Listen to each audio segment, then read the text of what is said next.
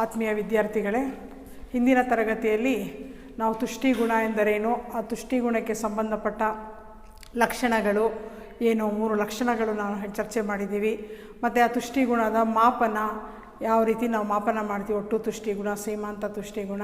ಹಾಗೆ ಆ ತುಷ್ಟಿಗುಣದ ವಿಶ್ಲೇಷಣೆಯು 2 ವಿಶ್ಲೇಷಣೆಗಳಿವೆ. ಒಂದು ಸಂಖ್ಯಾಸೂಚಕ ತುಷ್ಟಿಗುಣ ವಿಶ್ಲೇಷಣೆ ಮತ್ತು ಸ್ಥಾನದರ್ಶಕ ತುಷ್ಟಿಗುಣ ವಿಶ್ಲೇಷಣೆ ಬಗ್ಗೆ ನಾನು ಹೇಳಿದ್ವಿ. ಅದಕ್ಕೆ ಸಂಬಂಧಪಟ್ಟ ಆ ಸಂಖ್ಯಾಸೂಚಕ ತುಷ್ಟಿಗುಣ ವಿಶ್ಲೇಷಣೆಯಲ್ಲಿ ನಾವು ಒಂದು ಮಹತ್ವ ಅರ್ಥಶಾಸ್ತ್ರದಲ್ಲಿ ಗಾಸನಿನ ಮೊದಲನೇ ನಿಯಮ ನಾವೇನು ಹೇಳ್ತೀವಿ, ಇಳಿಮುಖ ಸೀಮಾಂತ ತುಷ್ಟಿಗುಣ ನಿಯಮ ಬಗ್ಗೆ ನಾನು ನಿಮಗೆ ತಿಳಿಸಿದ್ದೇನೆ. ಇಳಿಮುಖ ಸೀಮಾಂತ ತುಷ್ಟಿಗುಣ ಎಂದರೇನು, ಆ ಇಳಿಮುಖ ಸೀಮಾಂತ ತುಷ್ಟಿಗುಣ ನಿಯಮ ಏನು.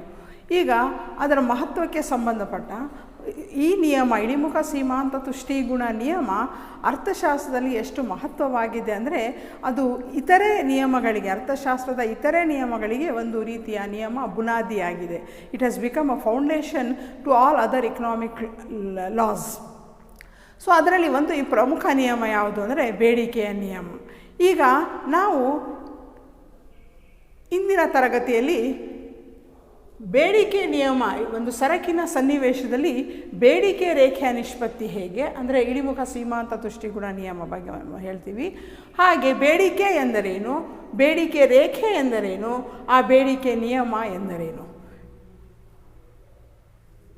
ಈಗ ಈ ಒಂದು ಕಾನ್ಸೆಪ್ಟ್ ಬೇಡಿಕೆ ಎಂದರೇನು, ಬೇಡಿಕೆ ರೇಖೆ ಎಂದರೇನು, ಬೇಡಿಕೆ ನಿಯಮ ಎಂದರೇನು, ಇವೆಲ್ಲ ಅರ್ಥ ಮಾಡಬೇಕಂದ್ರೆ ನಾವು ಇಲ್ಲಿ ಕೂಡ ಆ ಸಂಖ್ಯಾಸೂಚಕ ತುಷ್ಟಿಗುಣ ವಿಶ್ಲೇಷಣೆಯನ್ನು ಬಳಸಬಹುದು. ಸೊ ಫಸ್ಟು ಬೇಡಿಕೆ ಎಂದರೇನು, ವಾಟ್ ಈಸ್ ಡಿಮಾಂಡ್. ಬೇಡಿಕೆ ಎಂದರೇನು, ಕಾನ್ಸೆಪ್ಟ್ ಆಫ್ ಡಿಮಾಂಡ್ ಏನು ಅಂದರೆ, ಈಗ ನೀಡಲಾದ ವಸ್ತುಗಳ ಬೆಲೆ ಏನಿದೆ, ಆ ಸರಕಿನ ಬೆಲೆ ಮತ್ತು ಅನುಭೋಗಿಯ ಆದಾಯದಲ್ಲಿ ಒಬ್ಬ ಅನುಭೋಗಿ ತನ್ನ ಆದಾಯ ಏನು ಹೊಂದಿದ್ದಾನೆ, ಆ ಆದಾಯ ಮತ್ತು ನೀಡಲಾದ ಸರಕಿನ ಬೆಲೆಯಲ್ಲಿ ಒಬ್ಬ ಅನುಭೋಗಿ ಎಷ್ಟು ಸರಕುಗಳನ್ನು ಕೊಂಡುಕೊಳ್ಳಲು ಇಚ್ಛಿಸಲು ಮತ್ತು ಎಷ್ಟು ಪ್ರಮಾಣವನ್ನು ಕೊಂಡುಕೊಳ್ಳಲು ಆ ಸಾಮರ್ಥ್ಯವನ್ನು ಹೊಂದಿರುತ್ತಾನೆ, ಅದನ್ನು ಬೇಡಿಕೆ ಅಂತ ಹೇಳ್ತೀವಿ. ಅಥವಾ ಇನ್ನು ಬಹಳ ಸರಳ ಭಾಷೆಯಲ್ಲಿ ನಿಮಗೆ ಹೇಳಬೇಕಂದ್ರೆ, ಒಬ್ಬ ಅನುಭೋಗಿ ನೀಡಲಾದ ಸರಕಿನ ಬೆಲೆಯ ಮೇಲೆ ಒಂದು ವಸ್ತುವನ್ನು ಕೊಂಡುಕೊಳ್ಳಲು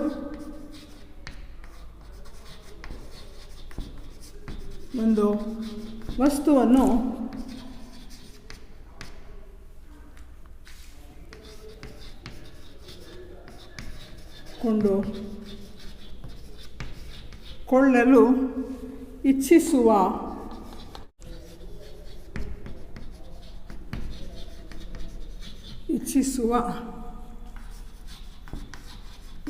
ಮತ್ತು ಪಾವತಿಸಲು ಸಾಮರ್ಥ್ಯವನ್ನು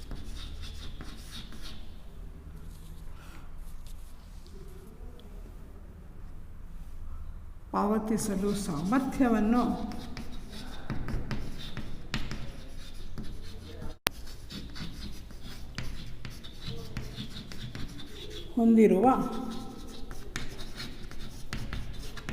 ಪ್ರಮಾಣ ಬೇಡಿಕೆಯನ್ನು ತಿಳಿಸುತ್ತದೆ. ಸೊ ಯಾವುದೇ ಒಬ್ಬ ಅನುಭೋಗಿ ನೀಡಲಾದ ಸರಕಿನ ಬೆಲೆ ಮತ್ತು ಅವನ ಆದಾಯವನ್ನು ಎಷ್ಟು ಹೊಂದಿದ್ದಾನೆ ಅದರ ಆಧಾರದ ಮೇಲೆ ಒಂದು ವಸ್ತುವನ್ನು ಕೊಂಡುಕೊಳ್ಳಲು ಇಚ್ಛಿಸುವ ಮತ್ತು ಪಾವತಿಸಲು ಸಾಮರ್ಥ್ಯವನ್ನು ಹೊಂದಿರುವ ಪ್ರಮಾಣಕ್ಕೆ ನಾವು ಬೇಡಿಕೆ ಅಂತ ಕರಿತೀವಿ. ಇನ್ನು ಸರಳವಾಗಿ ಹೇಳಬೇಕಂದ್ರೆ, ಒಂದು ವಸ್ತುವನ್ನು ಕೊಂಡುಕೊಳ್ಳುವ ಇಚ್ಛಿಸುವ ಪ್ರಮಾಣ, ಎಷ್ಟು ಇಚ್ಛಿಸುತ್ತಾನೆ ಮತ್ತು ಕೊಂಡುಕೊಳ್ಳುವ ಸಾಮರ್ಥ್ಯ, ಶಕ್ತಿ ಏನು ಹೊಂದಿರುತ್ತಾನೆ. ಇಲ್ಲಿ ಸಾಮರ್ಥ್ಯ ಅಂದರೆ ಆದಾಯ ಅಂತ ನಾವು ಪರಿಗಣಿಸ್ತೀವಿ. ಇದು ಸಾಮರ್ಥ್ಯ ಅಂದರೆ ಆದಾಯ. ಸೊ ಅವನ ಆದಾಯ ಮೇಲೆ ಇಲ್ಲಿ ಬೇಡಿಕೆಗೂ ಬಯಕೆಗೂ ತುಂಬ ವ್ಯತ್ಯಾಸ ಇರುತ್ತೆ. ಬಯಕೆ ಅಂದರೆ ಆಸೆ ಅಂತ ನಾವು ಹೇಳ್ತೀವಿ. ಸೊ ಪ್ರತಿಯೊಬ್ಬ ಅನುಭೋಗಿ ಎಲ್ಲ ಸರಕುಗಳನ್ನು ಕೊಂಡುಕೊಳ್ಳಲು ಆಸೆ ಇದ್ದೇ ಇರುತ್ತೆ. ಆದರೆ ಬೇಡಿಕೆ ಅಂದರೆ ಆ ನೀಡಲಾದ ಸರಕಿನ ಬೆಲೆ ಆಧಾರದ ಮೇಲೆ ಮತ್ತು ಅವನ ಆದಾಯ, ಸಾಮರ್ಥ್ಯ ಅಂತ ನಾವೇನು ಹೇಳ್ತೀವಿ, ಶಕ್ತಿ, ಅದರ ಆಧಾರದ ಮೇಲೆ ಕೊಂಡುಕೊಳ್ಳಲು ಇಚ್ಛಿಸುವ ಮತ್ತು ಪಾವತಿಸುವ ಸಾಮರ್ಥ್ಯವನ್ನು ಏನು ಹೊಂದಿರುವ ಆ ಪ್ರಮಾಣ, ಅದಕ್ಕೆ ನಾವು ಬೇಡಿಕೆ ಅಂತ ಕರಿತೀವಿ. ಈಗ ನೆಕ್ಸ್ಟು ಬೇಡಿಕೆ ರೇಖೆ ಎಂದರೇನು. ಸೊ ಇಲ್ಲಿ ಒಂದು ವಸ್ತುವಿನ ಬೇಡಿಕೆ, ಆ ನೀಡಲಾದ ಸರಕುಗಳ ಬೆಲೆ ಏನಿದೆ, ಆ ಆ ಸರಕಿಗಿರುವ ಬೇಡಿಕೆ ಮತ್ತು ಅದರ ಬೆಲೆಯೊಂದಿಗೆ ಏನಂದರೆ ಹಲವು ಅಂಶಗಳನ್ನು ಹೊಂದಿರುತ್ತವೆ. ಸೊ ಒಂದು ವಸ್ತುವಿನ ಬೇಡಿಕೆ ಏನಂದರೆ ಬರೀ ಆ ನೀಡಲಾದ ಸರಕಿನ ಬೆಲೆ ಮತ್ತು ಅನುಭೋಗ್ಯ ಆದಾಯ ಒಂದೇ ಅಲ್ಲ, ಅದರ ಜೊತೆ ಹಲವು ಅಂಶಗಳ ಮೇಲೆ ಒಂದು ಸರಕಿನ ಬೇಡಿಕೆ ಅವಲಂಬಿಸಿರುತ್ತದೆ. ಸೊ ಅದು ಆ ಹಲವು ಅಂಶಗಳು ಯಾವುದು ಅಂದರೆ, ಇಲ್ಲಿ ಇತರೆ ಅಂಶಗಳು ಅಂತ ನಾವು ಹೇಳ್ತೀವಿ. ಅಂಶಗಳು. ಸೊ ಒಂದು ಸರಕಿನ ಬೆಲೆ,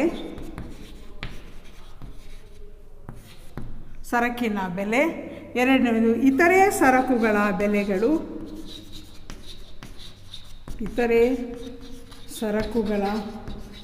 ಬೆಲೆಗಳು, ಮೂರನೇದು ಅನುಭೋಗಿಯ ಆದಾಯ,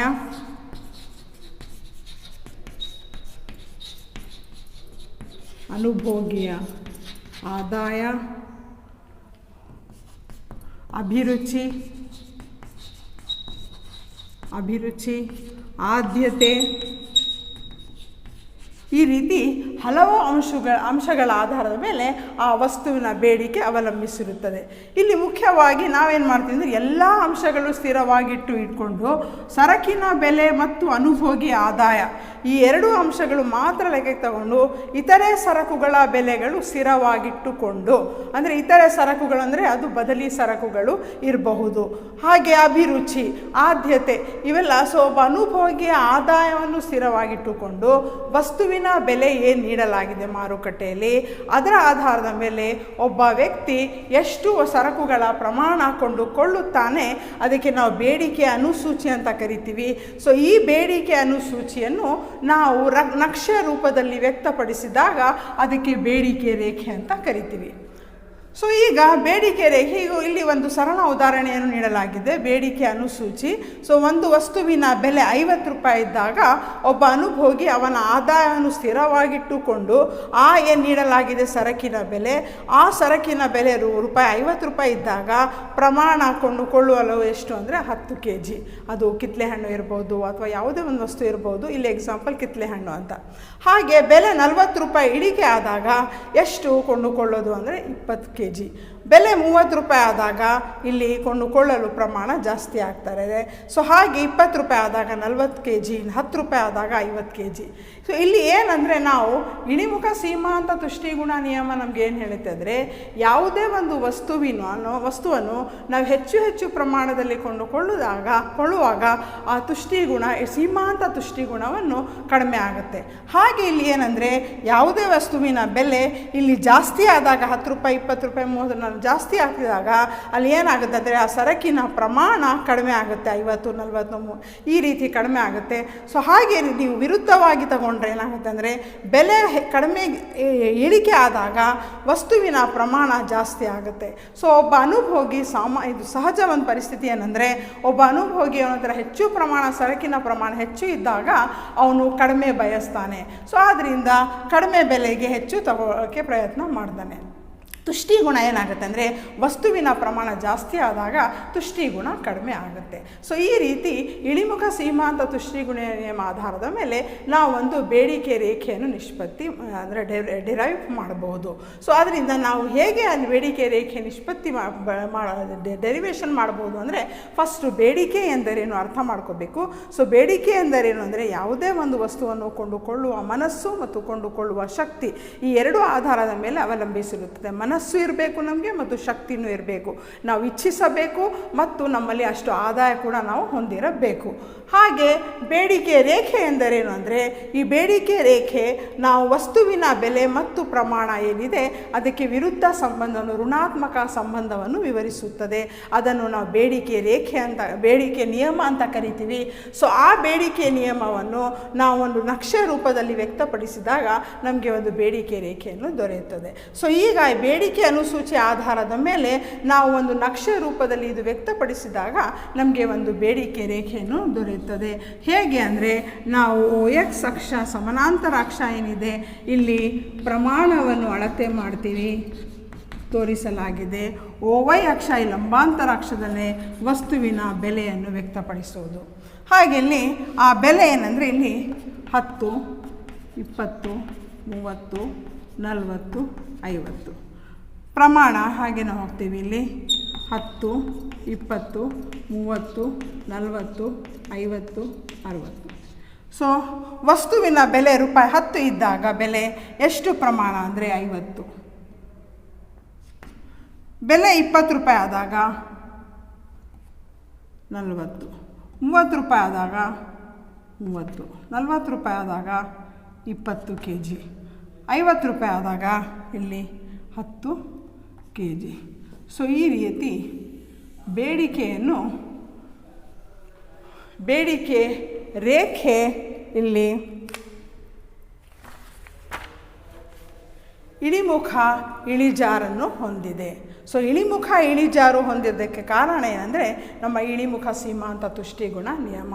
ಏಕೆಂದರೆ ಒಂದು ವಸ್ತುವನ್ನು ಹೆಚ್ಚಿನ ಪ್ರಮಾಣದಲ್ಲಿ ನಾವು ಇಟ್ಕೊಂಡ್ರೆ ಅದರ ತುಷ್ಟಿಗುಣ ಕಡಿಮೆ ಆಗುತ್ತೆ ಅಂತ ಅದು ತಿಳಿಸುತ್ತದೆ.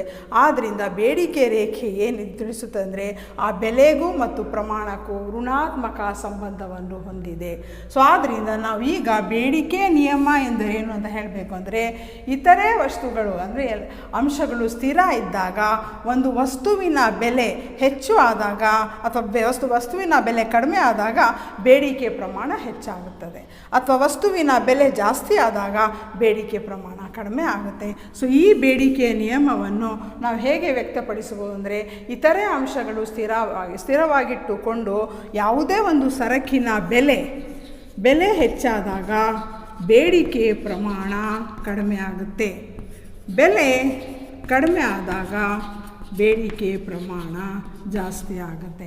ಸೊ ಬೇಡಿಕೆ ನಿಯಮ ಏನಿದೆ ಇದು ಒಂದು ಬೆಲೆಗೂ ಮತ್ತು ಬೇಡಿಕೆ ಪ್ರಮಾಣಕ್ಕೂ ಋಣಾತ್ಮಕ ಸಂಬಂಧವನ್ನು ಹೊಂದಿದೆ ಅಂತ ತಿಳಿಸುತ್ತದೆ. ಸೊ ಇಷ್ಟು ನಾವು ಏನು ಬೇಡಿಕೆ ರೇಖೆ, ಬೇಡಿಕೆಯ ನಿಯಮ ಏನು ಹೇಳಿದ್ದೀವಿ ಇದೆಲ್ಲ ನಾವು ತುಷ್ಟಿಗುಣದ ವಿಶ್ಲೇಷಣೆಯಲ್ಲಿ ಸಂಖ್ಯಾಸೂಚಕ ತುಷ್ಟಿಗುಣವನ್ನು ವಿಶ್ಲೇಷಣೆ ಬಳಸಿ ನಾವು ಇದನ್ನು ಅಧ್ಯಯನ ಮಾಡಿದ್ದೀವಿ. ಈಗ ನಾವು ವಾಸ್ತವವಾಗಿ ಸಂಖ್ಯಾಸೂಚಕ ತುಷ್ಟಿಗುಣ ವಿಶ್ಲೇಷಣೆ ಬಳಸೋದು ಕೆಲವು ನ್ಯೂನತೆಗಳಿಂದ ಹೊಂದಿವೆ. ಆ ನ್ಯೂನತೆ ಏನಂದರೆ ನಾವು ತುಷ್ಟಿಗುಣಕ್ಕೆ ಸಂಖ್ಯೆಗಳು ವಾಸ್ತವವಾಗಿ ನೀಡುವುದಕ್ಕೆ ಸಾಧ್ಯ ಇಲ್ಲ. ಆದ್ದರಿಂದ ಇಲ್ಲಿ ಅರ್ಥಶಾಸ್ತ್ರ ನಾವು ಇನ್ನೊಂದು ವಿಶ್ಲೇಷಣೆ ಅಂದರೆ ಸ್ಥಾನದರ್ಶಕ ತುಷ್ಟಿಗುಣ ವಿಶ್ಲೇಷಣೆ ಬಹಳ ಮುಖ್ಯ ಪಾತ್ರವನ್ನು ಹೊಂದಿದೆ. ಅಲ್ಲಿ ಆಧುನಿಕ ಕೆಲವು ಅರ್ಥಶಾಸ್ತ್ರಜ್ಞರು RGD ಆಲೆನ್ ಅಂತ ಹೇಳಿ JR ಹಿಗ್ಸು ಇವೆಲ್ಲ ಅರ್ಥಶಾಸ್ತ್ರಜ್ಞರು ಈ ತುಷ್ಟಿಗುಣ ವಿಶ್ಲೇಷಣೆಯಲ್ಲಿ ಸ್ಥಾನದರ್ಶಕ ತುಷ್ಟಿಗುಣ ವಿಶ್ಲೇಷಣೆಗೆ ಹೆಚ್ಚು ಪ್ರಾಮುಖ್ಯತೆಯನ್ನು ಕೊಟ್ಟಿದ್ದಾರೆ. ಏಕೆಂದರೆ ನಾವು ತುಷ್ಟಿಗುಣವನ್ನು ಈ ಸಂಖ್ಯೆಗಳ ರೂಪದಲ್ಲಿ ವ್ಯಕ್ತಪಡಿಸುವುದರಿಂದ ಬದಲು ನಾವು ತುಷ್ಟಿಗುಣವನ್ನು ಹೆಚ್ಚು ಅಥವಾ ಕಡಿಮೆ ಅಂತ ನಾವು ಹೇಳ್ತೀವಿ. ಅದಕ್ಕೆ ಆದ್ಯತೆಗಳಿಗೆ ನಮ್ಮ ಆದ್ಯತೆಗಳು ಏನಿವೆ ಅದಕ್ಕೆ ಶ್ರೇಣಿಗಳನ್ನು ನೀಡಬಹುದು. ಸೊ ಶ್ರೇಣೀಕರಿಸಬಹುದು ಅಂತ ನಾವು ಹೇಳ್ತೀವಿ. ಸೊ ಹೇಗೆ ಈ ಒಂದು ಸಂಖ್ಯಾಸೂಚಕ ತುಷ್ಟಿಗುಣ ವಿಶ್ಲೇಷಣೆ ಬಿಟ್ಟು ನಾವು ಸ್ಥಾನದರ್ಶಕ ತುಷ್ಟಿಗುಣ ವಿಶ್ಲೇಷಣೆಗೆ ಬಂದಾಗ ಅಲ್ಲಿ ಇನ್ನೊಂದು ಹೊಸ ಪರಿಕಲ್ಪನೆ ಔದಾಸೀನ್ಯ ವಕ್ರರೇಖೆ ಎಂದರೇನು ಅಂತ ನಾವಲ್ಲಿ ಅಧ್ಯಯನ ಮಾಡ್ತೀವಿ. ಸೊ ಇಷ್ಟು ನಾವು ಇಳಿಮುಖ ಸೀಮಾಂತ ತುಷ್ಟಿಗುಣ ನಿಯಮ ಆಧಾರದ ಮೇಲೆ ಅದರ ಮಹತ್ವ ಏನು, ಆ ನಿಯಮವನ್ನು ಇತರೆ ನಿಯಮಗಳಿಗೆ ಬುನಾದಿಯಾಗಿದೆ. ಅದರಲ್ಲಿ ಒಂದು ಇಂಪಾರ್ಟೆಂಟ್ ನಿಯಮ ಬೇಡಿಕೆ ನಿಯಮ. ಆ ಬೇಡಿಕೆ ನಿಯಮ ಏನು ಅಂತ ನಾವು ಅರ್ಥ ಮಾಡಬೇಕು ಅಂದರೆ ಫಸ್ಟು ಬೇಡಿಕೆ ಎಂದರೇನು, ವಾಟ್ ಈಸ್ ಡಿಮಾಂಡ್. ಒಂದು ವಸ್ತುವನ್ನು ಕೊಂಡುಕೊಳ್ಳಲು ಒಬ್ಬ ಅನುಭೋಗಿ ಏನು ವಸ್ತುವಿನ ಸರಕಿನ ಬೆಲೆಯನ್ನು ನೀಡಲಾಗಿದೆ ಮತ್ತು ಅವನ ಏನು ಆದಾಯವನ್ನು ಹೊಂದಿದ್ದಾನೆ ಅದರ ಆಧಾರದ ಮೇಲೆ ಒಂದು ವಸ್ತುವನ್ನು ಕೊಂಡುಕೊಳ್ಳುವ ಮನಸ್ಸು ಮತ್ತು ಶಕ್ತಿ ಏನು ಹೊಂದಿದ್ದಾನೆ ಅಥವಾ ಸಾಮರ್ಥ್ಯವನ್ನು ಏನು ಹೊಂದಿರ್ತಾನೆ ಆ ಪ್ರಮಾಣ ಏನನ್ನು ಕೊಂಡುಕೊಳ್ಳುವುದು ಅದನ್ನು ನಾವು ಬೇಡಿಕೆ ಅಂತ ಕರಿತೀವಿ ಎಕನಾಮಿಕ್ಸಲ್ಲಿ, ಡಿಮಾಂಡ್. ಆ ಬೇಡಿಕೆ ರೇಖೆ ಏನು ಅಂದರೆ ಆ ವಸ್ತುವನ್ನು ಯಾವುದೇ ಒಂದು ವಸ್ತುವನ್ನು ನೀಡಲಾದ ಸರಕಿನ ಬೆಲೆ ಮತ್ತು ಒಬ್ಬ ಅನುಭೋಗಿ ಆದಾಯವನ್ನು ಆ ಆಧಾರದ ಮೇಲೆ ಅವನೇನು ಸರಕಿನ ಪ್ರಮಾಣವನ್ನು ಹೊಂದಿರುತ್ತಾನೆ ಅದನ್ನು ವಿವಿಧ ವಸ್ತುಗಳ ವಿವಿಧ ಬೆಲೆ ಆಧಾರದ ಮೇಲೆ ಎಷ್ಟು ಸರಕಿನ ಪ್ರಮಾಣವನ್ನು ಕೊಂಡುಕೊಳ್ಳುತ್ತಾನೆ ಅದನ್ನು ನಾವು ಒಂದು ನಕ್ಷೆ ರೂಪದಲ್ಲಿ ವ್ಯಕ್ತಪಡಿಸಿದಾಗ ಹೇಗೆ OX ಅಕ್ಷ ಮೇಲೆ ನಾವು ಪ್ರಮಾಣವನ್ನು ವ್ಯಕ್ತಪಡಿಸಿದ್ದೀವಿ, OY ಅಕ್ಷ ಮೇಲೆ ಬೆಲೆಯನ್ನು ತೋರಿಸಿದ್ದೀವಿ. ಸೊ ಇದರ ಆಧಾರದ ಮೇಲೆ ಈ ಅನುಸೂಚಿಯನ್ನು ನಾವು ಒಂದು ನಕ್ಷೆ ರೂಪದಲ್ಲಿ ವ್ಯಕ್ತಪಡಿಸಿದಾಗ ನಮಗೆ ಈ ಒಂದು ರೇಖೆಯನ್ನು ಸಿಕ್ಕಿದೆ. ಇದನ್ನು ನಾವು ಬೇಡಿಕೆಯ ರೇಖೆ ಅಂತ ಕರಿತೀವಿ, ಡಿಮಾಂಡ್ ಕರ್ವ್. ಸೊ ಇಲ್ಲಿ ಈ ಬೇಡಿಕೆ ರೇಖೆ ಮತ್ತು ಆ ಬೇಡಿಕೆ ಅನುಸೂಚಿ ಏನಿದೆ ಇದು ನಮಗೆ ಏನು ತೋರಿಸುತ್ತದೆ ಅಂದರೆ ವಸ್ತುವಿನ ಬೆಲೆಗೂ ಮತ್ತು ಪ್ರಮಾಣಕ್ಕೂ ಋಣಾತ್ಮಕ ಸಂಬಂಧವನ್ನು ಹೊಂದಿವೆ. ಈ ಋಣಾತ್ಮಕ ಸಂಬಂಧ ಹೊಂದಿರೋದ್ರಿಂದ ಆ ಬೇಡಿಕೆಯ ರೇಖೆಯನ್ನು ಕೆಳಮುಖ ಇಳಿಜಾರನ್ನು ಹೊಂದಿದೆ ಅಂತ ನಾವು ಹೇಳಬಹುದು. ಸೊ ಹೀಗೆ ಬೇಡಿಕೆ ನಿಯಮ ಏನು ಅಂದರೆ ಇತರೆ ಅಂಶಗಳು ಸ್ಥಿರ ಇದ್ದಾಗ, ಇತರ ಅಂಶಗಳು ಒಂದು ವಸ್ತುವಿನ ಬೇಡಿಕೆ ಏನಿದೆ ಅದು ಹಲವು ಅಂಶಗಳ ಮೇಲೆ ಅವಲಂಬಿಸಿದೆ. ಒಂದು ಸರಕಿನ ಬೆಲೆ, ಇತರೆ ಸರಕುಗಳ ಬೆಲೆಗಳು, ಅನುಭೋಗಿ ಆದಾಯ, ಅಭಿರುಚಿ, ಆದ್ಯತೆ ಮತ್ತು ಹಲವಾರು ಅಂಶಗಳು ಕೂಡ ಇವೆ. ಬಟ್ ನಾವು ಅರ್ಥಶಾಸ್ತ್ರದಲ್ಲಿ ಕೆಲವು ನಿಯಮಗಳು ನಾವೇನೆಂದರೆ ನಾವು ಕಾಲ್ಪನಿಕವಾಗಿವೆ ಅಂತ ಹೇಳ್ತೀವಿ. ಸೊ ಇಲ್ಲಿ ಏನಂದರೆ ನಾವು ಕಲ್ಪನೆ ಮಾಡಿಕೊಳ್ಳೋದು ಇತರೆ ಅಂಶಗಳು ಸ್ಥಿರವಾಗಿಟ್ಟುಕೊಂಡು ಒಂದು ವಸ್ತುವಿನ ಬೆಲೆ ಹೆಚ್ಚಾದಾಗ ಬೇಡಿಕೆ ಪ್ರಮಾಣ ಇಳಿಕೆ ಆಗುತ್ತೆ, ಬೆಲೆ ಕಡಿಮೆ ಆದಾಗ ಬೇಡಿಕೆ ಪ್ರಮಾಣ ಹೆಚ್ಚುತ್ತದೆ. ಇದನ್ನು ಬೇಡಿಕೆ ನಿಯಮ, ಲಾ ಆಫ್ ಡಿಮಾಂಡ್ ಅಂತ ಕರಿತೀವಿ. ಸೊ ಇಲ್ಲಿವರೆಗೂ ಈ ತುಷ್ಟಿಗುಣವನ್ನು ಸಂಖ್ಯಾಸೂಚಕ ತುಷ್ಟಿಗುಣ ರೂಪದಲ್ಲಿ ವ್ಯಕ್ತಪಡಿಸಲಾಗಿದೆ. ಈ ಬಳಸಬಹುದು ಸಂಖ್ಯಾಸೂಚಕ ತುಷ್ಟಿಗುಣ ವಿಶ್ಲೇಷಣೆ ಅಂತ ನಾವು ಹೇಳ್ತೀವಿ. ಬಟ್ ನೆಕ್ಸ್ಟ್ ಏನಂದರೆ ಆಧುನಿಕ ಅರ್ಥಶಾಸ್ತ್ರಜ್ಞರು, ನಾನು ಆಲ್ರೆಡಿ ಹೇಳಿದ್ದೀನಿ, RGD ಆಲೆನು, J.R. ಹಿಗ್ಸ್ ಇಂಥ ಅರ್ಥಶಾಸ್ತ್ರಜ್ಞರು ನಾವು ಅರ್ಥಶಾಸ್ತ್ರದಲ್ಲಿ ಸ್ಥಾನದರ್ಶಕ ತುಷ್ಟಿಗುಣ ಏನಿದೆ ಅಲ್ಲಿ ಏನಂದರೆ ನಾವು ತುಷ್ಟಿಗುಣಕ್ಕೆ ಶ್ರೇಣಿಗಳನ್ನು ನೀಡೋದು, ಅಂದರೆ ಹೆಚ್ಚು ತುಷ್ಟಿಗುಣ ಅಥವಾ ಕಡಿಮೆ ತುಷ್ಟಿಗುಣ ಅಂತ ನಾವು ಹೇಳ್ತೀವಿ. ಇದನ್ನು ಒಂದು ಹೊಸ ಪರಿಕಲ್ಪನೆ ಔದಾಸೀನ್ಯ ವಕ್ರರೇಖೆಯಿಂದ ಇಂಡಿಫರೆನ್ಸ್ ಕರ್ವ್ ಅಂತ ಇದೆ. ಹೇಗೆ ಒಬ್ಬ ಅನುಭೋಗಿ ಆ ವಿವಿಧ ಸರಕುಗಳಿಗೆ ಏನು ಲಭ್ಯವಾಗಿರುವ ಸಂಪನ್ಮೂಲಗಳಿವೆ ಅವನಿಗೆ ಆ ಆಧಾರದ ಮೇಲೆ ಯಾವ ರೀತಿ ಅವನು ವಿವಿಧ ಸಂಯೋಜನೆಗಳು, ಆ ಸಂಯೋಜನೆಗಳ ಆಧಾರದ ಮೇಲೆ ಹೆಚ್ಚು ತುಷ್ಟಿಗುಣ, ಗರಿಷ್ಠ ತುಷ್ಟಿಗುಣಕ್ಕೆ ಪಡ್ಕೊಳ್ಳೋಕ್ಕೆ ಪ್ರಯತ್ನ ಮಾಡ್ತಾನೆ. ಅವನಲ್ಲಿ ಏನಾಗುತ್ತಾನೆ ಅಂದರೆ ಆ ವಿವಿಧ ಸಂಯೋಜನೆಗಳ ನಡುವೆ ಔದಾಸೀನ್ಯ ಆಗಿರುತ್ತಾನೆ. So ill become the consumer is indifferent between different combinations. ತುಷ್ಟಿಗುಣ ಅಷ್ಟೇ ಅವನಿಗೆ ಸಿಗುತ್ತೆ, ಗರಿಷ್ಠ ಪ್ರಮಾಣದಲ್ಲಿ ಸಿಗುತ್ತೆ. ಇದನ್ನು ನಾವು ಔದಾಸೀನ್ಯ ವಕ್ರರೇಖೆ ಅಂದಾಗತ್ತೀವಿ. ಸೊ ಅದನ್ನು ನಾನು ನೆಕ್ಸ್ಟು ಕ್ಲಾಸಲ್ಲಿ ಹೇಳ್ತೀನಿ. ಈಗ ನೆಕ್ಸ್ಟು ಸ್ಥಾನದರ್ಶಕ ತುಷ್ಟಿಗುಣ ವಿಶ್ಲೇಷಣೆ. ಈಗ ಈ ಸ್ಥಾನದರ್ಶಕ ತುಷ್ಟಿಗುಣ ವಿಶ್ಲೇಷಣೆಯಲ್ಲಿ ನಾವು ತುಷ್ಟಿಗುಣವನ್ನು ಅಳತೆ ಮಾಡುವಾಗ ಅದಕ್ಕೆ ಸಂಖ್ಯೆಗಳು ಯಾವುದು ನೀಡುವುದಿಲ್ಲ. ಸೊ ತುಷ್ಟಿಗುಣ ಹೆಚ್ಚು ಒಂದು ವಸ್ತುವನ್ನು ಸೇವಿಸಿದಾಗ ತುಷ್ಟಿಗುಣ ನನಗೆ ಹೆಚ್ಚು ಸಿಕ್ಕಿದೆ ಅಥವಾ ಕಡಿಮೆ ಸಿಕ್ಕಿದೆ ಅಂತ ನಾವು ಹೇಳ್ತೀವಿ. ಸೊ ಇಲ್ಲಿ ನಾವು ಯಾವುದೇ ಒಂದು ವಸ್ತುವನ್ನು ಅನುಭೋಗಿಸಿದಾಗ ನಮಗೆ ಎಷ್ಟು ತುಷ್ಟಿಗುಣ ಸಿಕ್ಕಿದೆ ನಾವು ಇದರಲ್ಲಿ ಶ್ರೇಣೀಕರಿಸುವುದು. ಸೊ ಇಲ್ಲಿ ತುಷ್ಟಿಗುಣಕ್ಕೆ ನಾವು ಶ್ರೇಣೀಕರಿಸುವುದು, ಇಲ್ಲಿ ನಾವು ಸ್ಥಾನದರ್ಶಕ ತುಷ್ಟಿಗುಣ ಅಥವಾ ಆರ್ಡಿನಲ್ ಯುಟಿಲಿಟಿ ಅನಾಲಿಸಿಸ್ ಅಂತ ಕೂಡ ಕರಿತೀವಿ. Ordinal utility analysis.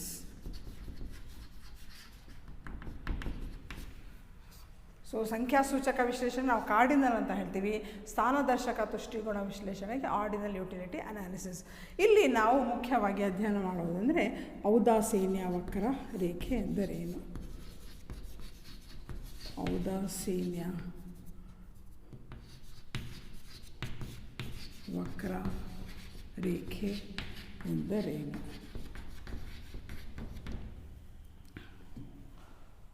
So ಔದಾಸೀನ್ಯ indifference curve ಅಂತ ನಾವು ಕರಿತೀವಿ. ವಾಟ್ ಈಸ್ ಇಂಡಿಫರೆನ್ಸ್ ಕರ್ವ್ ಮತ್ತು ಔದಾಸೀನ್ಯ ವಕ್ರರೇಖೆ ಎಂದರೇನು. ಸೊ ಇಲ್ಲಿ ಏನಂದರೆ ಲಭ್ಯವಿರುವ ಸಂಯೋಜನೆಗಳ ಗಣದಲ್ಲಿ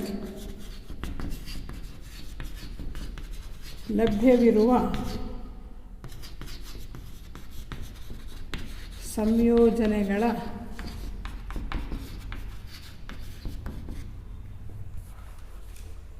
ಗಣದಲ್ಲಿ ಅನುಭೋಗಿಯ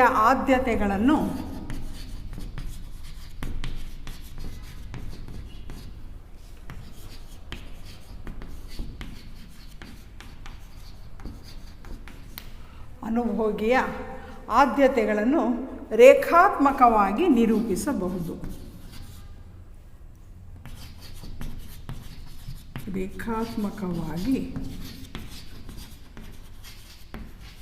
ನಿರೂಪಿಸಬಹುದು.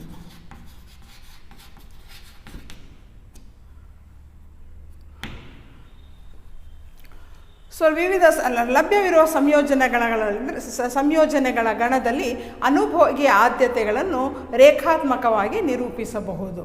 ಹೇಗೆ ಅಂದರೆ ಒಂದು ಉದಾಹರಣೆ ಮೂಲಕ ನಾನು ನಿಮಗೆ ಔದಾಸೀನ್ಯ ವಕ್ರ ರೇಖೆ ಎಂದರೇನು ಅಥವಾ ಹೇಗೆ ಒಬ್ಬ ಅನುಭೋಗಿ ವಿವಿಧ ಸಂಯೋಜನೆಗಳ ನಡುವೆ ಹೆಚ್ಚು ತುಷ್ಟಿಗುಣವನ್ನು ಪಡ್ಕೋತಾನೆ ಮತ್ತು ಅವನು ಹೇಗೆ ವಿವಿಧ ಸಂಯೋಜನೆಗಳ ನಡುವೆ ಔದಾಸೀನ್ಯ ಆಗಿರುತ್ತಾನೆ, ಇಲ್ಲಿ ನಾವು ಒಂದು ಸರಳ ಉದಾಹರಣೆ ಮೂಲಕ ನಾನು ನಿಮಗೆ ತಿಳಿಸ್ತೀನಿ. ಸೊ ಇಲ್ಲಿ ಒಂದು ಉದಾಹರಣೆ ಯಾವುದು ಅಂದರೆ 2 ಸರಕುಗಳು ಲಭ್ಯವಾಗಿವೆ. ಸೊ ಆ 2 ಸರಕುಗಳು ಯಾವುದು ಅಂದರೆ ಒಂದು ಬಾಳೆಹಣ್ಣು ಮತ್ತು ಮಾವಿನ ಹಣ್ಣು. ಸೊ ಇಲ್ಲಿ ಸಂಯೋಜನೆಗಳ ಒಂದು ವಿವಿಧ ಕಾಂಬಿನೇಷನ್ಸು, ಸಂಯೋಜನೆಗಳು ಮತ್ತು 2 ಸರಕುಗಳು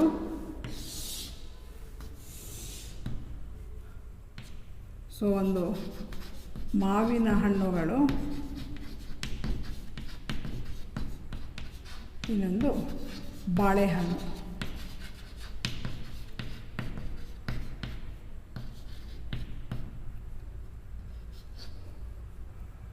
ಬಾಳೆಹಣ್ಣುಗಳು. ಸೊ 4 ಸಂಯೋಜನೆಗಳು ಇಲ್ಲಿ ನಾನು ಹೇಳ್ತೀನಿ ನಿಮಗೆ. ಸಂಯೋಜನೆ A, combination A, B, C, D, ವಿವಿಧ ಸಂಯೋಜನೆಗಳು. ಸೊ ಆ ವಿವಿಧ ಸಂಯೋಜನೆಗಳಲ್ಲಿ ಒಬ್ಬ ಅನುಭೋಗಿ ಮಾವಿನ ಹಣ್ಣು ಮತ್ತು ಬಾಳೆಹಣ್ಣು 2 ಹಣ್ಣುಗಳಿಂದ ಸೇವಿಸಿ ಎಷ್ಟು ತುಷ್ಟಿಗುಣ ಹೊಂದಿರುತ್ತಾನೆ. ಹಾಗೆ ಇನ್ನೊಂದು ಸಂಯೋಜನೆ ಆದ ಬಿ ಸಂಯೋಜನೆಗೆ 2 ಸರಕುಗಳ ಸಂಯೋಜನೆಗಳು ಎಷ್ಟು ತುಷ್ಟಿಗುಣ ಹೊಂದಿರುತ್ತಾನೆ. ಇಲ್ಲಿ ನಾವು ಆ ವಿವಿಧ ಸಂಯೋಜನೆಗಳು ಆದ್ಯತೆಗಳನ್ನು ಹೇಗೆ ರೇಖಾತ್ಮಕವಾಗಿ ನಿರೂಪಿಸಬಹುದು ಅದನ್ನು ಔದಾಸೀನ್ಯ ವಕ್ರ ರೇಖೆ ಅಂತ ಕರಿತೀವಿ. ಸೊ ಫಸ್ಟ್ ಮೊದಲನೇ ಕಾಂಬಿನೇಷನ್ ಏನಿದೆ ಸಂಯೋಜನೆ ಎ ಕಾಂಬಿನೇಷನ್. ಇಲ್ಲಿ ಮಾವಿನ ಹಣ್ಣುಗಳು 15 ಮಾವಿನ ಹಣ್ಣುಗಳನ್ನು ಸೇವಿಸಿ ಅಲ್ಲಿ ಬಾಳೆಹಣ್ಣು 1. ಸೊ ಈ ಒಂದು ಕಾಂಬಿನೇಷನ್ ಸಂಯೋಜನೆ ಏನಿದೆ ಒಬ್ಬ ಅನುಭೋಗಿಗೆ ಗರಿಷ್ಠ ತೃಪ್ತಿ ಅಥವಾ ಹೆಚ್ಚು ತುಷ್ಟಿಗುಣ ನೀಡಿದೆ ಅಂತ ನಾವಿಲ್ಲಿ ಪರಿಗಣಿಸ್ತೀವಿ. ನೆಕ್ಸ್ಟ್ ಏನಂದರೆ ಆ ಮಾವಿನ ಹಣ್ಣುಗಳ ಪ್ರಮಾಣ ಕಡಿಮೆ ಮಾಡಿ, ಉದಾಹರಣೆಗೆ 12, ಬಾಳೆಹಣ್ಣು 2. ಒಂದು ಬಾಳೆಹಣ್ಣಿನ ಪ್ರಮಾಣ ಹೆಚ್ಚು ಮಾಡಿದ್ದಾನೆ ಅನುಭೋಗಿ, ಮಾವಿನ ಹಣ್ಣು 3 ಬಿಟ್ಟು ಕೊಟ್ಟಿದ್ದಾನೆ. ಸೊ ಇಲ್ಲಿ 3 ಮಾವಿನ ಹಣ್ಣು ತ್ಯಾಗ ಮಾಡಿ 1 ಬಾಳೆಹಣ್ಣು ಹೆಚ್ಚಿಸಿ ಈ ಕಾಂಬಿನೇಷನ್, ಈ ಸಂಯೋಜನೆ ಬಿ ಏನಿದೆ ಇದನ್ನು ಕೂಡ ಅವನಿಗೆ ಗರಿಷ್ಠ ತುಷ್ಟಿಗುಣವನ್ನು ನೀಡಿದೆ. ಹಾಗೆ ನೆಕ್ಸ್ಟು ನಾವು 3ನೇ ಸಂಯೋಜನೆ ಏನಿದೆ, 3ನೇ ಕಾಂಬಿನೇಷನ್ನು, ಇಲ್ಲಿ ಮಾವಿನ ಹಣ್ಣು 10, ಬಾಳೆಹಣ್ಣು 3. ಸೊ ನೆಕ್ಸ್ಟ್ 3ನೇ ಸಂಯೋಜನೆ ಏನಾಗಿದೆ ಅಂದರೆ 2 ಮಾವಿನ ಹಣ್ಣು ಬಿಟ್ಟು 1 ಬಾಳೆಹಣ್ಣಿನ ಪ್ರಮಾಣ ಹೆಚ್ಚಿಸಿ ಇಲ್ಲಿ ಕೂಡ ಅಷ್ಟೇ ತುಷ್ಟಿಗುಣವನ್ನು ಸಿಕ್ಕಿದೆ ಅನುಭೋಗಿಗೆ. ನೆಕ್ಸ್ಟು 4ನೇ ಸಂಯೋಜನೆ ಏನಿದೆ, ಇಲ್ಲಿ ಒಂದೇ 1 ಮಾವಿನ ಹಣ್ಣು ಬಿಟ್ಟು 1 ಬಾಳೆಹಣ್ಣಿನ ಪ್ರಮಾಣ ಹೆಚ್ಚು ಮಾಡಬೇಕು. ಸೊ ಈ 4 ಸಂಯೋಜನೆ ಏನಿದೆ ಎ, ಬಿ, ಸಿ, ಡಿ, ಇಲ್ಲಿ 4 ಸಂಯೋಜನೆ ಕೂಡ ಅವನಿಗೆ ಅಷ್ಟೇ ತುಷ್ಟಿಗುಣವನ್ನು ನೀಡುತ್ತದೆ ಅನುಭೋಗಿಗೆ. ಇಲ್ಲಿ ವಿವಿಧ ಸಂಯೋಜನೆಗಳ ನಡುವೆ ಆ ಅನುಭೋಗಿ ಔದಾಸೀನ್ಯ ಆಗಿರುತ್ತಾನೆ. So the consumer he or she becomes indifferent between different combinations of these 2 goods. ಮಾವಿನ ಹಣ್ಣು ಮತ್ತು ಬಾಳೆಹಣ್ಣು ಏನಿದೆ ಅದು ಗರಿಷ್ಠ ತೃಪ್ತಿ. ಈ ಒಂದು ಸಂಯೋಜನೆಗಳು ಏನಿವೆ ಅದನ್ನು ನಾವು ರೇಖಾತ್ಮಕವಾಗಿ ನಿರೂಪಿಸಿದಾಗ ನಮ್ಗೆ ಏನು ರೇಖೆಯನ್ನು ದೊರೆಯುತ್ತದೆ ಅದನ್ನು ನಾವು ಔದಾಸೀನ್ಯ ವಕ್ರ ರೇಖೆ ಅಂತ ಹೇಳ್ತೀವಿ. ಸೊ ಇಲ್ಲಿ ಏನಂದ್ರೆ ಆ ಸಂಯೋಜನೆಗಳು ನಾವು ಯಾವುದೇ ಇಷ್ಟು ತುಷ್ಟಿಗುಣ ಸಿಕ್ಕಿದೆ ಅಂತ ನಾವು ಹೇಳಲ್ಲ, ಗರಿಷ್ಠ ಪ್ರಮಾಣದಲ್ಲಿ ತುಷ್ಟಿಗುಣ ಸಿಕ್ಕಿದೆ. 15 ಮಾವಿನ ಹಣ್ಣು, 1 ಬಾಳೆಹಣ್ಣು, 12 ಮಾವಿನ ಹಣ್ಣು ಅಥವಾ 2 ಬಾಳೆಹಣ್ಣು, ಯಾವುದೇ ಸಂಯೋಜನೆ ಆಯ್ಕೆ ಮಾಡಿ, ಕಾಂಬಿನೇಷನ್ ಸಂಯೋಜನೆ ಎ ಇರಲಿ, ಬಿ ಇರಲಿ, ಸಿ ಅಥವಾ ಯಾವುದೇ ಸಂಯೋಜನೆ ಆಯ್ಕೆ ಮಾಡಿದಾಗ ಎಲ್ಲ ತುಷ್ಟಿಗುಣವನ್ನು ಹೆಚ್ಚು ನೀಡುತ್ತದೆ. ಆದರೆ ಏನಂದ್ರೆ ಸರಕಿನ ಪ್ರಮಾಣ ವ್ಯತ್ಯಾಸ ಹೊಂದಿರುತ್ತದೆ. ಸೊ ಇಲ್ಲಿ 12 ಮಾವಿನ ಹಣ್ಣು, 2 ಬಾಳೆಹಣ್ಣು. ಅದೇ ಸಂಯೋಜನೆ ಸಿ ಹೋದಾಗ ಮಾವಿನ ಹಣ್ಣು 10 ಇರ್ಬೋದು, ಬಾಳೆಹಣ್ಣು 3 ಇರ್ಬೋದು, ಆದರೆ ತುಷ್ಟಿಗುಣವನ್ನು ಅಷ್ಟೇ ಪ್ರಮಾಣದಲ್ಲಿ ಸಿಕ್ಕಿದೆ. ಈ ರೀತಿ ನಾವು ಸ್ಥಾನದರ್ಶಕ ತುಷ್ಟಿಗುಣ ವಿಶ್ಲೇಷಣೆ ಮಾಡಿ ಆ ಲಭ್ಯವಿರುವ ಸಂಯೋಜನೆಗಳ ಗಣದಲ್ಲಿ ಅನುಭೋಗಿ ಆದ್ಯತೆಗಳನ್ನು ನಾವೀಗ ಇದನ್ನು ರೇಖಾತ್ಮಕವಾಗಿ ನಿರೂಪಿಸಿದರೆ ನಮ್ಗೆ ಏನು ರೇಖೆಯನ್ನು ದೊರೆಯುತ್ತದೆ ಅದನ್ನು ನಾವು ಔದಾಸೀನ್ಯ ವಕ್ರ ರೇಖೆ ಅಂತ ಕರಿತೀವಿ. ಸೊ ಇದನ್ನು ನಾವು ಒಂದು ರೇಖೆ ರೂಪದಲ್ಲಿ ವ್ಯಕ್ತಪಡಿಸಬಹುದು.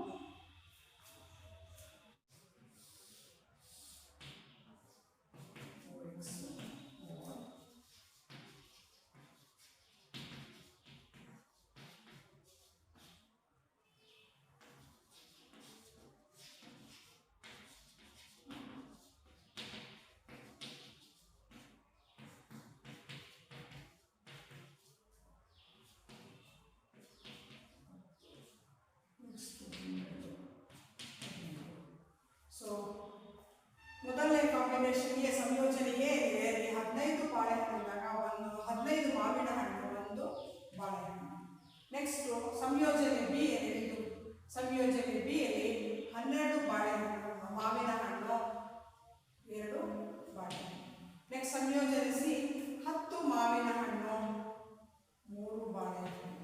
ಸಂಯೋಜನೆ ಡಿ 9 ಮಾವಿನ ಹಣ್ಣು,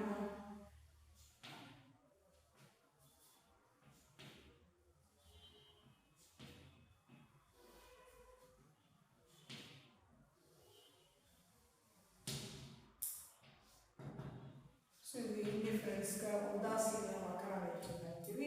ಇದು ಕಾಂಬಿನೇಷನ್ ಎ ಬಿ ಸಿ ಮತ್ತು ಡಿ. ಸೊ 4 ಸಂಯೋಜನೆಗಳನ್ನು ತೋರಿಸುತ್ತದೆ. ಈಗ ನಾವು ನೋಡಬೇಕಾಗಿರೋ ಗಮನಿಸಬೇಕಾಗಿರೋ ಮುಖ್ಯಾಂಶ ಎಂದರೆ ಈ ಒಂದು ಸೀಮಾಂತ ಬದಲಿಕೆಯ ದರ ಅಂತ ಒಂದು ಕಾನ್ಸೆಪ್ಟ್ ಇದೆ, ಪರಿಕಲ್ಪನೆ. ಈ ಸೀಮಾಂತ ಬದಲಿಕೆಯ ದರ ಏನು ನಮಗೆ ತಿಳಿಸುತ್ತದೆ ಅಂದರೆ ಯಾವುದೇ ಒಂದು ವಸ್ತುವನ್ನು ಹೆಚ್ಚು ಪ್ರಮಾಣದಲ್ಲಿ ಕೊಂಡುಕೊಳ್ಳಲು ಒಂದು ವಸ್ತುವನ್ನು ನಾವು ಹೆಚ್ಚಿಸಿದಾಗ ಇನ್ನೊಂದು ವಸ್ತುವನ್ನು ಎಷ್ಟು ತ್ಯಾಗ ಮಾಡ್ತೀವಿ, ಈ ಒಂದು ರೇಷಿಯೋ ಏನಿದೆ ಅನುಪಾತ, ಅದು ನಮಗೆ ಸೀಮಾಂತ ಬದಲಿಕೆಯ ದರವನ್ನು ತಿಳಿಸುತ್ತದೆ. ಸೊ ಇಲ್ಲಿ ಮಾರ್ಜಿನಲ್ ರೇಟ್ ಆಫ್ ಸಬ್ಸ್ಟಿಟ್ಯೂಷನ್, ಸೀಮಾಂತ ಬದಲಿಕೆಯ ದರ MRS, marginal rate of substitution ಅಂತ ನಾವು ನೋಡಿದ್ದೀವಿ. ಸೊ ಈ ಸೀಮಾಂತ ಬದಲಿಕೆಯ ದರ ನಮಗೆ ಏನು ತಿಳಿಸುತ್ತದೆ ಅಂದರೆ ನಮ್ಮ ಈ ಇಳಿಜಾರನ್ನು ತಿಳಿಸುತ್ತದೆ. ಯಾಕೆ ಎಡದಿಂದ ಬಲಕ್ಕೆ ಕೆಳಮುಖವಾಗಿ ಬರುತ್ತೆ ಉದಾಸೀನ ವಕ್ರರೇಖೆ, ನಾವು ಈ ಸೀಮಾಂತ ಬದಲಿಕೆಯ ದರದಿಂದ ನಾವು ತಿಳ್ಕೋಬಹುದು. ಸೊ ಇಲ್ಲಿ ಏನಾಗಿದೆ ಅಂದರೆ ಫಸ್ಟ್ 15 ಮಾವಿನ ಹಣ್ಣು, 1 ಬಾಳೆಹಣ್ಣು, ಏನಿಲ್ಲ ನಾವು ಏನು ತ್ಯಾಗ ಮಾಡ್ತಿಲ್ಲ. ಈ ಒಂದು ಕಾಂಬಿನೇಷನ್ಗೆ ಒಬ್ಬ ಅನುಭವಿಗೆ ಹೆಚ್ಚು ದೃಷ್ಟಿಗುಣ ಸಿಕ್ಕಿದೆ. ನೆಕ್ಸ್ಟ್ ಸಂಯೋಜನೆ ಬಿಗೆ ಬಂದಾಗ ಏನಾಗಿದೆ ಅಂದರೆ ಒಬ್ಬ ಅನುಭವಿ 1 ಬಾಳೆಹಣ್ಣು ಹೆಚ್ಚಿಸುವುದಕ್ಕೆ 3 ಮಾವಿನ ಹಣ್ಣನ್ನು ತ್ಯಾಗ ಮಾಡ್ತಾ ಇದ್ದಾನೆ. ಸೊ ಇಲ್ಲಿ ಈ ಒಂದು ಅನುಪಾತ. ಹಾಗೆ ನೆಕ್ಸ್ಟ್ ಕಾಂಬಿನೇಷನ್ ಸಿ, ಸಂಯೋಜನೆ ಸಿಗೆ ಬಂದಾಗ 1 ಬಾಳೆಹಣ್ಣು ಹೆಚ್ಚಿಸುವುದಕ್ಕೆ 2 ಮಾವಿನ ಹಣ್ಣನ್ನು ತ್ಯಾಗ ಮಾಡ್ತಾ ಇದ್ದಾನೆ. ಹಾಗೆ ನೆಕ್ಸ್ಟ್ ಏನಂದ್ರೆ ಪುನಃ ಇನ್ನೊಂದು ಬಾಳೆಹಣ್ಣು ಹೆಚ್ಚಿಸುವುದಕ್ಕೆ 1 ಮಾವಿನ ಹಣ್ಣನ್ನು ತ್ಯಾಗ ಮಾಡ್ತಾ ಇದ್ದಾನೆ. ಸೊ ಈ ಒಂದು ಏನಿದೆ 3:1, 3:1, 1:1, ಒಂದೊಂದು ವಸ್ತುವನ್ನು ಹೆಚ್ಚು ಪ್ರಮಾಣದಲ್ಲಿ ಕೊಂಡುಕೊಳ್ಳುವಾಗ ಇನ್ನೊಂದು ವಸ್ತುವನ್ನು 3, 2 ಮತ್ತು 1 ಈ ಒಂದು ಅನುಪಾತದಲ್ಲಿರುವ ಅದಕ್ಕೆ ಸೀಮಾಂತ ಬದಲಿಕೆಯ ದರ ಅಂತೀವಿ. ಈ ಸೀಮಾಂತ ಬದಲಿಕೆಯ ದರ ಇಳಿಮುಖ ಆಗ್ತಾ ಇದೆ. 3 to 1 ಏನಿದೆ ಇದು ಇಳಿಮುಖ ದರದಲ್ಲಿ ಇರುವುದರಿಂದ ನಮ್ಮ ಈ ಔದಾಸೀನ್ಯ ವಕ್ರರೇಖೆ ಎಡದಿಂದ ಬಲಕ್ಕೆ ಕೆಳಮುಖ ಇಳಿಜಾರನ್ನು ಹೊಂದಿವೆ ಅಂತ ನಾವು ಹೇಳಬಹುದು. ಸೊ ಇಷ್ಟು ನಾನು ನಿಮಗೆ ಔದಾಸೀನ್ಯ ವಕ್ರರೇಖೆ ಎಂದರೇನು, ಹೇಗೆ ಲಭ್ಯವಿರುವ ಸಂಯೋಜನೆಗಳ ಗಣದಲ್ಲಿ ಒಬ್ಬ ಅನುಭೋಗಿ ಆದ್ಯತೆಗಳನ್ನು ನಾವು ರೇಖಾತ್ಮಕವಾಗಿ ನಿರೂಪಿಸಬಹುದು ಅಂತ ಒಂದು ಸರಳ ಉದಾಹರಣೆ ಮೂಲಕ ನಿಮಗೆ ತಿಳಿಸ್ತೀವಿ, ಮತ್ತು ಹೇಗೆ ಆ ಸೀಮಾಂತ ಬದಲಿಕೆಯ ದರ ಇಲ್ಲಿ ಅನ್ವಯ ಆಗುತ್ತದೆ ಅಂತ ನಾವು ತಿಳ್ಕೊಂಡಿದ್ದೀವಿ. ನೆಕ್ಸ್ಟ್ ತರಗತಿಯಲ್ಲಿ ನಾವು ತಿಳ್ಕೊಬೇಕಾಗಿರೋದು ಏನಂದರೆ ಈ ಉದಾಸೀನ್ಯ ವಕ್ರರೇಖೆ ಆಕಾರಕ್ಕೆ ಕಾರಣ ಏನು ಮತ್ತು ಔದಾಸೀನ್ಯ ವಕ್ರರೇಖೆ ಕೆಲವು ಮುಖ್ಯ ಲಕ್ಷಣಗಳು ಹೊಂದಿವೆ. 3 ಲಕ್ಷಣಗಳು ನಾವು ಓದಬೇಕಾಗಿರೋದು ಈ ವರ್ಷ. ಸೊ ಅದು ನಾವು ನೆಕ್ಸ್ಟ್ ತರಗತಿಯಲ್ಲಿ